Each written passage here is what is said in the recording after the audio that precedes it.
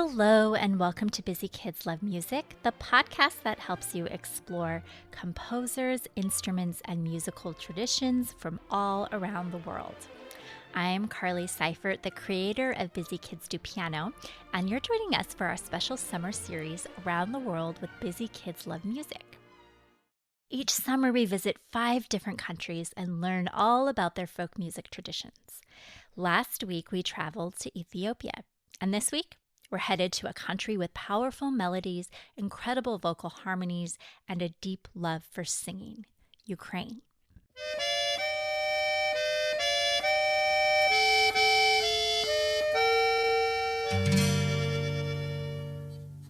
Before we dive into the sounds of Ukraine, let's take a quick moment to review what folk music is.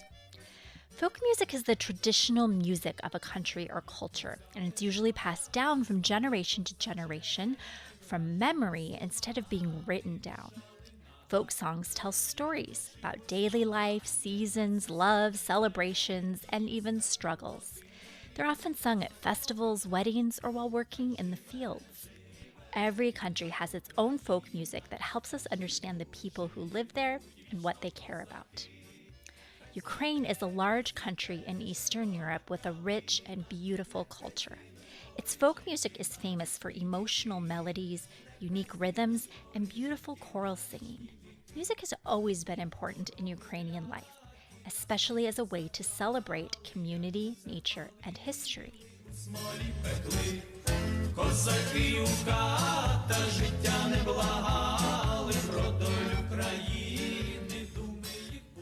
But did you know Ukraine hasn't always been its own country?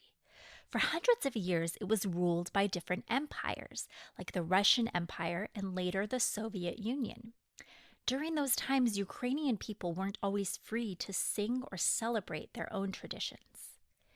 In 1991, Ukraine finally became an independent country, and ever since then, people have been working hard to protect and celebrate their culture, including their folk music.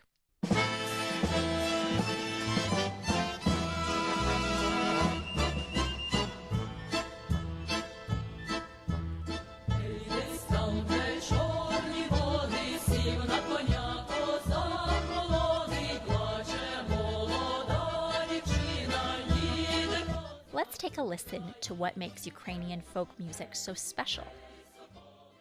Ukrainian music often uses 3-part vocal harmonies, especially in women's choirs.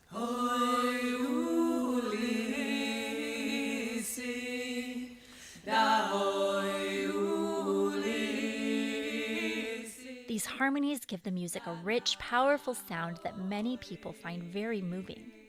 The songs are often sung a cappella, which means without any instruments, just voices blending together in beautiful ways.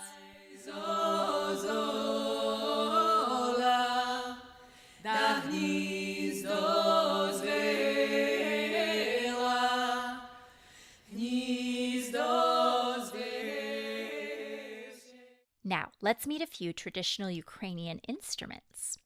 The Bandura is one of Ukraine's most famous folk instruments. People actually call it the national instrument of Ukraine. It looks like a mix between a guitar and a harp, and it can have up to 60 strings. It's plucked with the fingers and creates a beautiful twinkly sound. It can be used to perform complex sonatas, but historically was used as an instrument for vocal accompaniment, the way that you're hearing it now.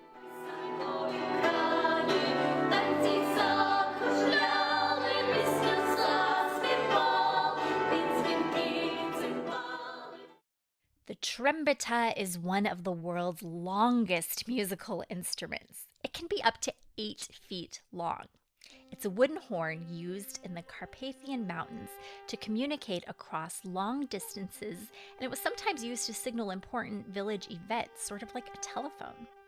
And you really have to go to this episode's show notes and view the playlist I've linked so you can see this instrument being played and appreciate exactly how long it is.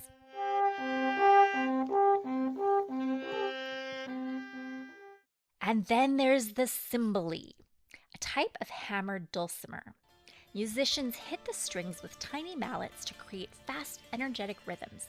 It's often used in dances and festival celebrations. folk ensembles always had a Tsymbaly player in their lineup.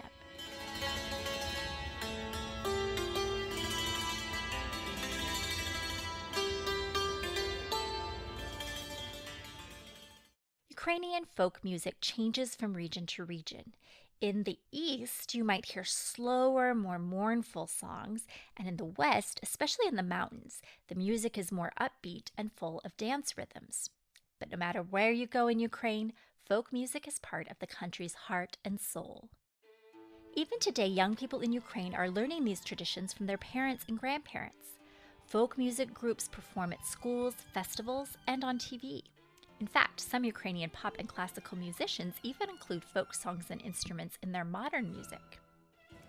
Isn't it amazing how music can help a country keep its culture alive even through difficult times? Now that you've explored the sounds of Ukraine, it's time to add a brand new stamp to your musical passport.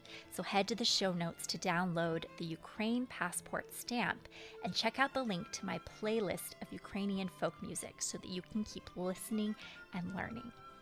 The episode show notes can be found on busykidsdopiano.com/podcast/152. And don't forget, in 2 weeks, we're off to a new country for more musical fun. I can't wait to take you there. Until then, keep listening, learning, and making music. Bye for now.